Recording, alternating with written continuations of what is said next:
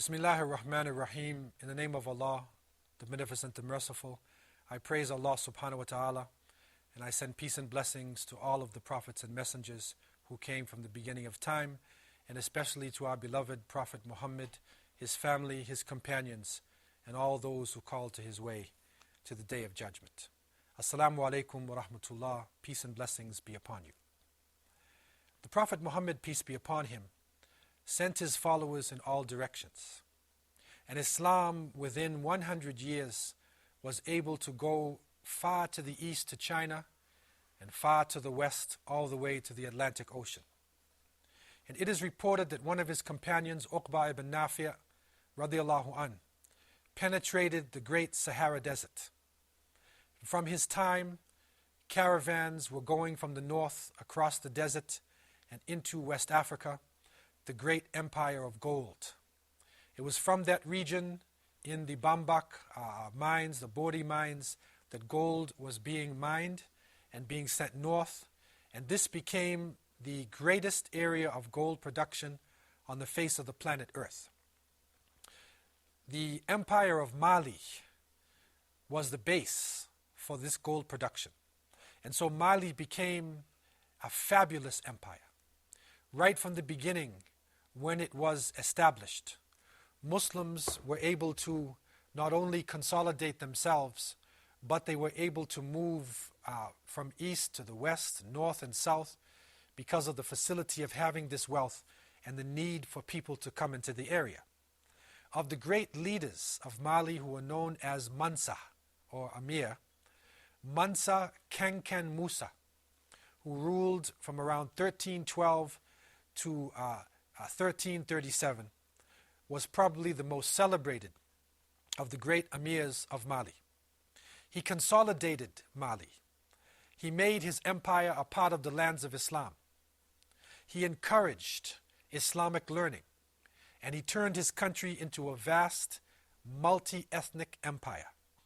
He built Friday masjids, Jumu'ah masjids, everywhere he could. Not only did he build the mosque, but he established prayer amongst the people. In the map here, we see Mansa Musa on the right with gold in his hand. On the left, we see a Berber who was bringing goods from across the desert. This map was made by a European cartographer, and it shows their respect that they had for Mansa Musa at that time. And so Mansa Musa encouraged Islamic learning. And it is reported that he was very serious about instituting the fiqh of Imam Malik ibn Anas, rahimahullah, one of the great four imams of Islamic jurisprudence. In 1324, Mansa Musa made a very important decision. He made his intention to go to pilgrimage to Mecca. And so he started on his journey. But in the tradition of Mali, he didn't just go by himself. He carried with him somewhere between 60 to 72,000 people across the Sahara Desert. They carried so much gold with them that they changed the economy of every country that they reached. It is reported that they had close to 15,000 camels laden with gold, 8,000 soldiers, and this huge moving nation going from city to city, changing the economy, developing relationships, and Mansa Musa would build a mosque everywhere he stopped. When they finally reached north into Egypt, they found Bahri Mamluks ruling Egypt at the time, and the Mamluk leaders honored him and gave him a special escort to take him from Cairo into Mecca. And so Mansa Musa, with a huge delegation, then came into Mecca at that time. You could imagine the Hujjaj from Mali probably made up about 95% of the pilgrims that year. And he had a profound effect upon the people of Hijaz in Saudi Arabia and the people in Egypt. Mansa Musa returned to Timbuktu and gave special attention to this city on the Niger. He was supported by the scholars of the region, and it is said that from Saudi Arabia itself, a Sidi Abdurrahman at-Tamimi left the Hijaz, Mecca and Medina area and traveled into the area of Timbuktu and the Niger River. And when he found the level of scholarship in this area, he went to Fez and learned more about the Maliki fiqh, and then he returned to Timbuktu and he lived all of his life in this region in West Africa. He felt that the real knowledge in the Islamic world was there, not in Mecca and in Medina. What was Timbuktu? What type of people were living there? And what is the importance of this famous city to the history of Islam and to the world? There's probably no other word in the English language that gives you a meaning of remoteness and distance than Timbuktu.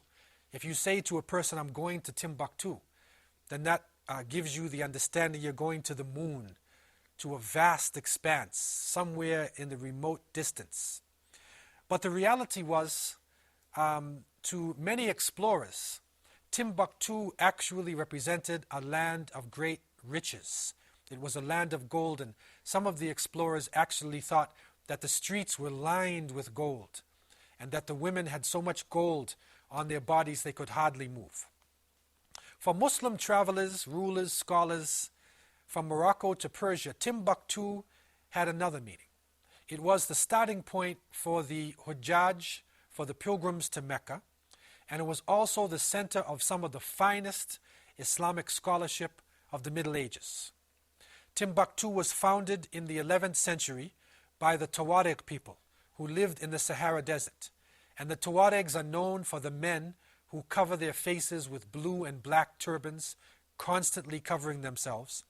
And they were part of the Berber groupings who would take you through the great desert of the Sahara, the ones who had the strength and the patience to overcome the terrible heat and the lack of water.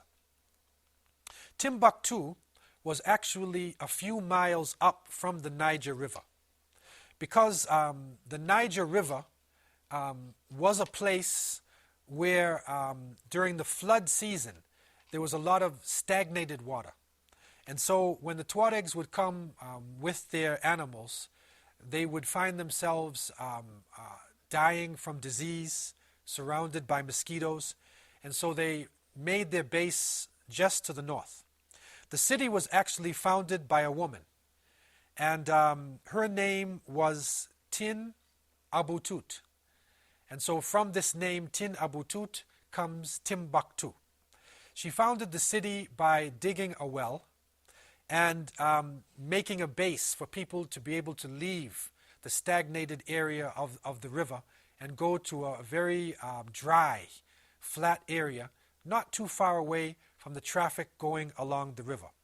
And so with a small well and a small settlement established by a woman of Islam, a great city develops again. This city was developed precisely where the Niger River flows northward into the southern edge of the desert. Timbuktu is a natural meeting point for different peoples, the Songhai, the Mande, the Wangara, the Fulanis, the Tuaregs, the Arabic-speaking people. It is a natural meeting place for people coming out of the desert and moving along into the river area. It is even said that Timbuktu is the place where the camel met the canoe. In that area, in Timbuktu and also in other famous cities along the Niger River, salt and goods were being carried from the north, and they were traded for the gold coming up from the south. But Timbuktu also attracted scholars from all over West Africa, from the Sahara region, and many parts of the Islamic world. The salt coming into the city came from Tagaza in the north, and the gold came from the famous Bore Bambuk mine area. A famous historian, Leo Africanus, in the 16th century, when he wrote about Timbuktu, he had the following to say: "There are many judges, doctors, and clerics here, all receiving good salaries from King Askia Muhammad of the state of Songhai. He pays great respect to men of learning. There is a great demand for books, and more profit is made from the trade in books than any other line of business. This is a very important statement because we see Timbuktu coming into its own around the 12th century, and then by the 16th century it reaches such a high level. If you look at London and Paris and many of the great European cities, you will find that they did not develop themselves to that level. It was only Andalusia, the Muslim cities in Andalusia. But if you look at Europe and other parts of the world, you'll see that Timbuktu rivaled the great universities all around the planet. It is said that by the mid-16th century, Timbuktu was a center of learning, a center of scholarship, and a center of Islamic spirituality. There were over 150 Quranic schools, and there were 3 major universities: the Sankore University, Jingare Bear University, and Sidi Yahya University. The city at that time had over 100,000 people, and it is said that in the Sankore University itself, there were 25,000 students. Now this is something that is hard to understand today. It is hard to come to grips with the negative propaganda about the African continent and about the level of scholarship of people below the Sahara. But Timbuktu was a fabulous city, and a city that people wanted to reach who were coming from many different parts of the world. It is also said that in Timbuktu, the city was so organized and so developed that there were 26 establishments for tailor scholars. Each tailor scholar had over 100 employees. And so, thriving business, cloth is being manufactured, clothing is being made. So Timbuktu is moving out literature, moving clothing, covering the bodies of people, also teaching purity, connecting the people of the south of the Niger River, with the people north of the Sahara Desert. It was a port city on a sea of sand. It was a fabulous city. And up until that point, it was 100% Muslim. It is also stated that in the 16th century, the people of Timbuktu were totally literate. 100% of the people, man, woman, and child, male and female, could all read the Arabic language. Let us take a break for a moment and come back to hear more about the fabulous city of Timbuktu.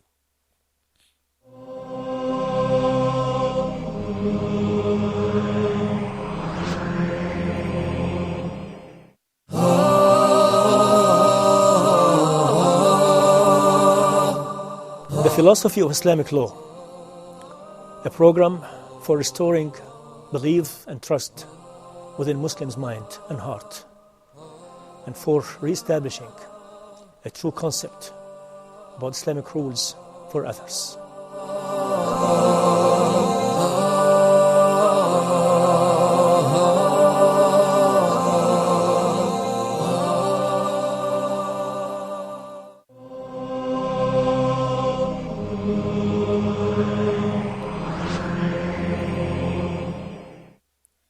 The city of Timbuktu was a fabulous city of learning, scholarship, and of wealth, a port city on a sea of sand.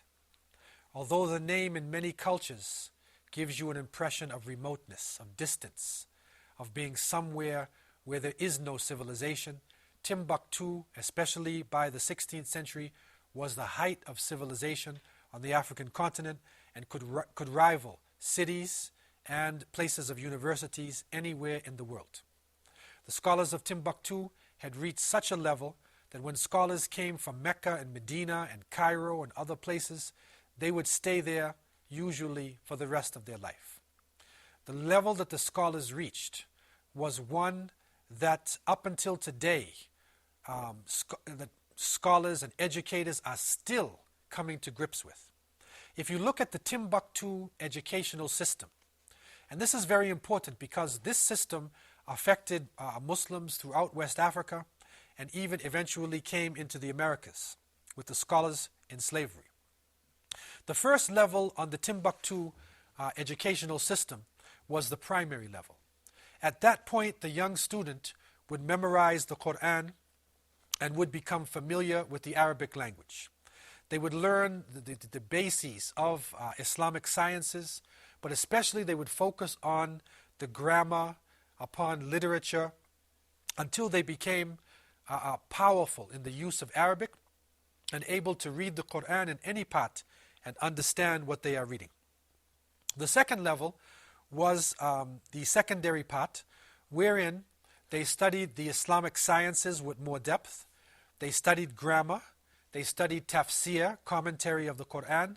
They studied the hadith, the sayings and traditions of the Prophet Muhammad, peace be upon him. They studied fiqh, or jurisprudence, and especially they focused on the Maliki fiqh that was used throughout West Africa and North Africa. But at the same time, along with their study of Islamic sciences, or what today people would term as religious sciences, Islamic science for the people of Timbuktu covered every single aspect of academia. So the students on the secondary level would also study mathematics, geography, history, physics, astronomy, chemistry, sciences of different types, and they put a special emphasis on the study of ihsan. And this is righteousness in Islam, whereby the person is able to benefit from the sciences and put it into their life. The third and highest level of study was the specialized area. Today we would call it graduate studies. And this is where the students would sit under renowned ulama, renowned scholars of different disciplines. And if the person, for instance, was focusing on tafsir, he would sit with a renowned scholar of tafsir who would take him through the subtleties of the Quran and help him to understand what was taught by scholars throughout the Muslim world. They also focused not only on taking in knowledge, but practicing knowledge. And you could call it the system of mulazama. And mulazama was that you would live with your teacher, and you would also take in his character. So you would live with him, and you would also work with him. You would trade with him. You would eat your meals with him. You would learn not only from the knowledge in his mind, but you would learn from his character, from what actually came out in his life itself. This mulazama system was so important that it was practiced by people all throughout West Africa and in many parts of the world. So that when a person came out of the specialized study underneath a scholar, he was given ijaza. He was given special permission that he could teach this subject to other students. He had to pass a test whereby not only he memorized the basic mutun or the texts, but he could explain what was in the metan or the text of a particular subject, and he could give you the subtleties of the subject. He could take it to a higher level and actually go into the philosophy of the subject. And so the students coming out of Timbuktu were masters of their disciplines. And when they went to Morocco and other parts of the Muslim world, they actually found difficulty in relating some of their concepts to the people, because the people were generally looking at the text and not going above the text and looking at some of the higher levels of science and discipline. And so amongst the great scholars in Timbuktu were people whose tradition lasted all the way up until the present day.